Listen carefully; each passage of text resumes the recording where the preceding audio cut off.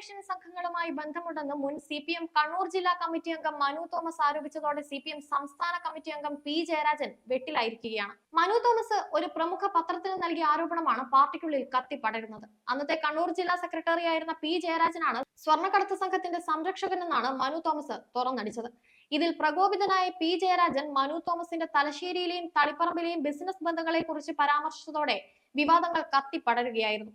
ഇതിന് മറുപടിയായാണ് സ്വർണ്ണക്കടത്ത് സൈബർ കൊട്ടേഷൻ സംഘങ്ങളായ ആകാശ് തില്ലങ്കേരിയെയും അർജുൻ ആയങ്കയെയും കാറിൽ കയറ്റിക്കൊണ്ട് നടന്ന് സംരക്ഷിച്ചതും വൻ വൃക്ഷങ്ങളായി വളർത്തിയതും പി ജയരാജനാണെന്ന് മനു തോമസ് തുറന്നടിച്ചത്.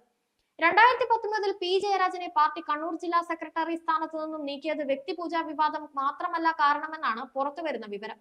പോരാളി ഷാജി, റെഡ് ആർമി, ചെങ്കതിർ, ചെങ്കോട്ട തുടങ്ങിയ ഇടതനുകൂല സൈബർ സോഷ്യൽ മീഡിയ ഗ്രൂപ്പുകൾ കോർഡിനേറ്റ് ചെയ്യുന്നത് പി ജയരാജന്റെ ഗൾഫിൽ ജോലി ചെയ്യുന്ന മകൻ ജെയിൻ രാജ് ആണെന്നായിരുന്നു മനു തോമസിന്റെ ആരോപണം. ആകാശ് തില്ലങ്കേരിയും അർജുൻ ആയങ്കയും നടത്തുന്ന സ്വർണം പൊട്ടിക്കലിന്റെ കോർഡിനേറ്ററായി പ്രവർത്തിക്കുന്നതും ജെയിൻ രാജ് ആണെന്ന ആരോപണം പി ജയരാജനെ ആരാധിക്കുന്ന പാർട്ടിയിലെ സൈബർ കൊട്ടേഷൻ സംഘങ്ങളിലേക്കാണ് വിരൽ ചൂടുന്നത്. പി ജയരാജന്റെ അടുത്ത അനുയായിയായി അറിയപ്പെടുന്ന യുവജന കമ്മീഷൻ അധ്യക്ഷൻ എം ഷാജറിനെതിരെ മനു തോമസ് പാർട്ടി സംസ്ഥാന സെക്രട്ടറിക്ക് ഉൾപ്പെടെ നൽകിയ പരാതികളാണ് നടപടിയെടുക്കാതെ മാറ്റിവെച്ചത്.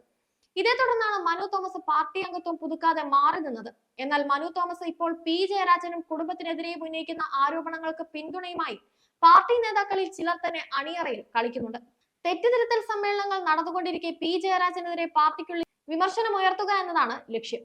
2021 ചേർന്ന പാർട്ടി കണ്ണൂർ ജില്ലാ കമ്മിറ്റി യോഗത്തിൽ പാർട്ടിയിലെ തലമുതിർന്ന നേതാവും ട്രേഡ് യൂണിയൻ സംഘടനയുടെ സംസ്ഥാന ഭാരവാഹിയുമായിരുന്ന നേതാവ് പി ജയരാജനെ വിമർശിച്ചിരുന്നു.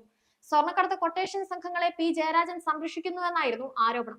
ഇതിനെ തുടർന്ന് പി ജയരാജൻ പ്രകോപിതനാവുകയും ചാടി എഴുന്നേറ്റ് ആരോപണം ഉന്നയിച്ച തലമുതിർന്ന നേതാവിനെ ചോദ്യം ചെയ്യുകയുമായിരുന്നു. വാക്കേറ്റത്തിനും കയ്യാങ്കളിയുടെ വക്കത്തെത്തിയ ഈ സംഭവം പാർട്ടിക്കുള്ളിൽ വൻ വിവാദമായി മാറിയിരുന്നു.